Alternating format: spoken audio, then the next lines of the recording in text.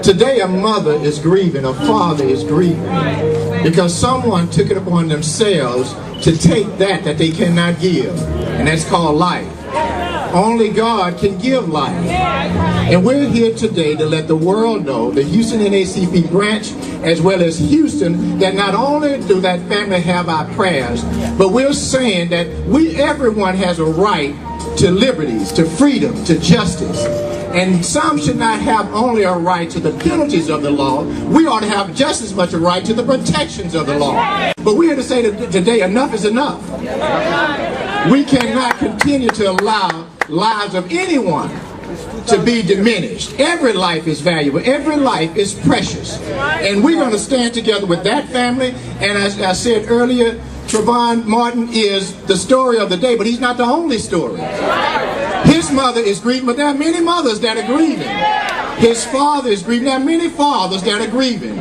Sisters and brothers. And we're here today to say we want to stop that. He was breaking no law. And then we're living in a time when if we can't get protection from the law, what does that say about us as a country?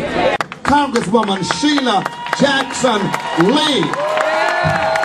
As President Obama said, parents, teachers, people from all walks of life should be concerned about his life.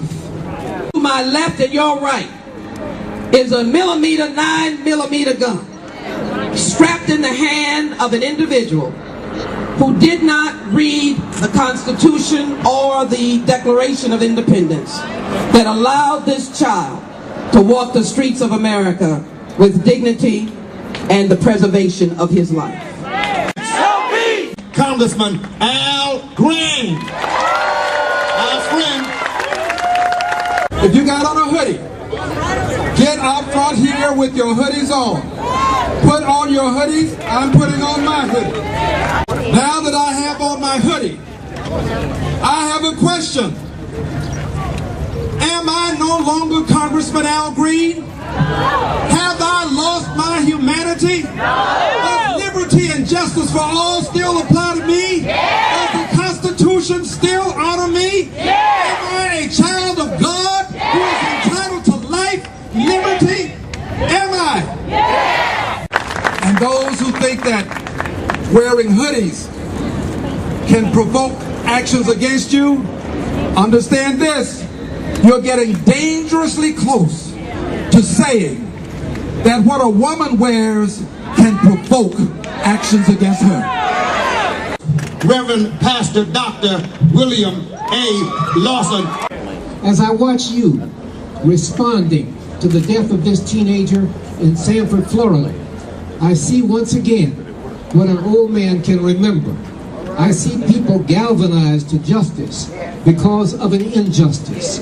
I'm glad to see people of all ethnic backgrounds here. There would have been a time when whites would have been on one side and blacks would have been on the other side.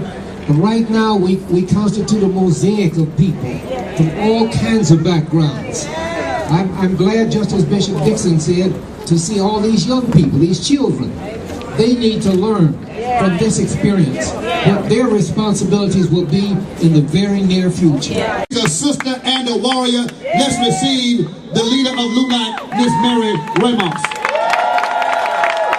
Thank you everyone here today. I am so grateful to see so many people here. A lot of LULAC members too, present to make sure that we give justice for Trayvon Martin. You know, I'm a mother too, and he could have been my son or my grandson too. And it breaks my heart that this man can get away with killing this young man. He's not going to get away with it. I promise you. We're going to stick together.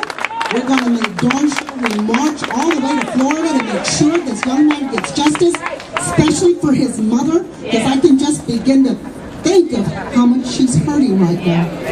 I know my heart's with her. My heart's with the parents and his family.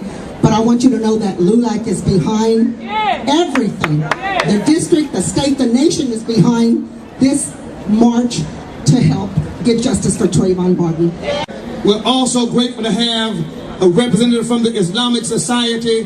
Dr. Siddiqui is with us on today. We want to receive him. We appreciate the fact that all of us are in the same family and coalition. Let's give him a hand of welcome, Dr. Siddiqui.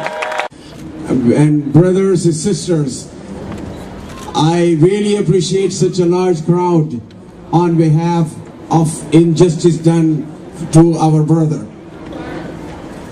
And I demand on behalf of 300,000 Muslims that justice should prevail for all the people in America.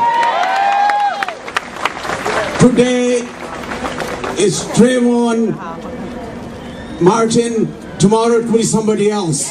We have representing the AFL-CIO, Mr. Richard Shaw.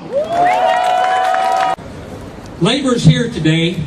On the dais with me is Steve Flores, President of CWA, Local 6222, Gil Fallon, Houston Federation of Teachers, Avery Cooper, Executive Director of AFSCME, Local 1550, and Thomas Webb, and there are others out here, SEIU's out here, and there's other labor folks out here. We stand here today and we mourn with you over the loss of our son, our grandson, our neighbor, and our friend. We're angry too. We're angry about it just as you are. We're angry that you can still be judged by the color of your skin. You can still be judged by what you might be wearing. And you can still be, in this case, you happen to be in the right place at the right time going home. And someone's in the wrong place at the wrong time with a gun and ends a life. We're angry along with you. We want to see justice. We want to see an arrest. And we want to see a trial and fairness. In labor, we have an expression: an injury to one is an injury to all. And we're all standing here as labor. We all work for wages, and we're injured along with the family of Trayvon. Thank you. A fighter for decades in this city. He's not tall in stature, but he's tall in influence. Brother Johnny Mata, give him a big hand. I'm here in support because we've been in the trenches for years. I want y'all to know that according to the Florida law that caused the death in no action was legislation brought by the American Legislative Exchange Council.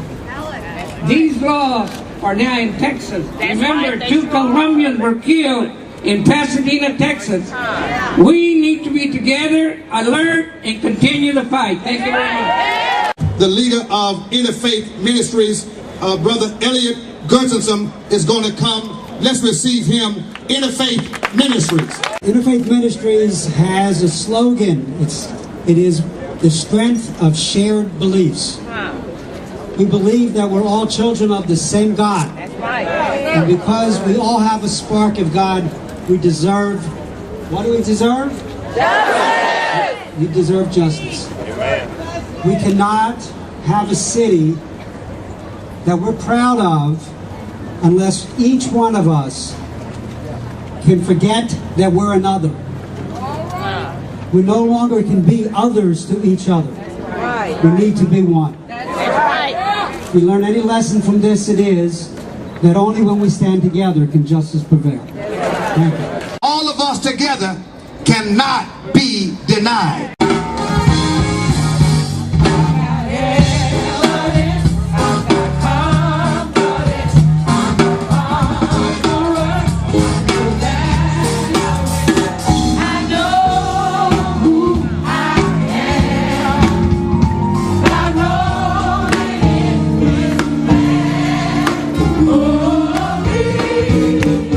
Someone by the hand.